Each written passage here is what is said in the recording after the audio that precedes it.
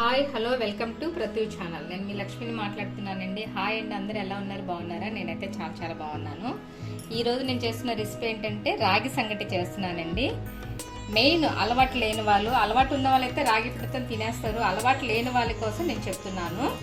ఇప్పుడు అందరూ ఎంప్లాయీస్ అయి ఉండి ఏది కూడా తొందరగా పాతకాలకు వంటలు తినలేకపోతున్నారు కదా, అలాంటి వాళ్ళకి నేను డైరెక్ట్గా రాగి పిండితోనే కాకుండా ముందుగా ఒక చిన్న కప్పు రైస్ తీసుకున్నాను, ఒక గిన్నెడు రాగి పిండి తీసుకున్నాను.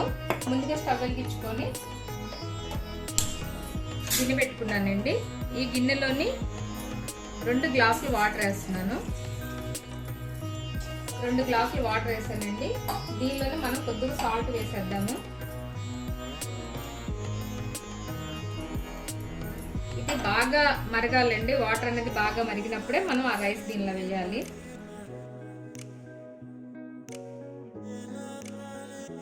చూస్తున్నారు కదండి, నీళ్ళు అయితే మరుగుతున్నాయి కదా. ఇప్పుడు మనం ఈ రైస్ వేసేసుకుందాం.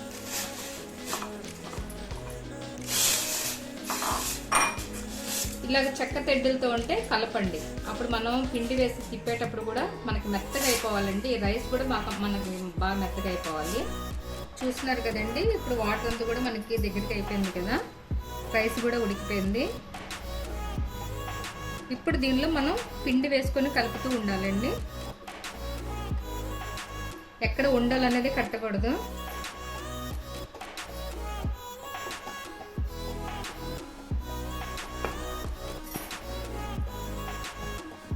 సిమ్లో పెట్టేసుకోండి. సిమ్లో పెట్టేసుకొని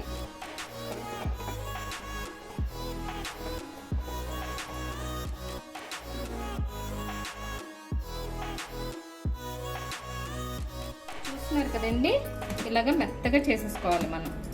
అందుకనే రైస్ మనకి బాగా మెత్తగా ఉడకాలి. మనకి రాగి సంగటి అలవాటు లేని వాళ్ళు కూడా ఇలా రైస్లో వేసి పెట్టామనుకోండి, చాలా ఇష్టంగా తింటారు. సో ఇప్పుడు మనం ఇది ప్లేట్లో సర్వ్ చేసుకుందాము. చూస్తున్నారు కదండి, నాటుకోడి కూర చేశాను.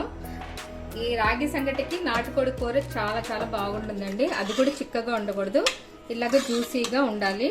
మనం సంగటిలో వేసుకునేటప్పుడు ఇలా జ్యూసీగా ఉండాలండి. నేను కుక్కర్లోనే వండేసుకున్నాను. సో ఇప్పుడు ప్లేట్లో సర్వ్ చేసుకుందాం.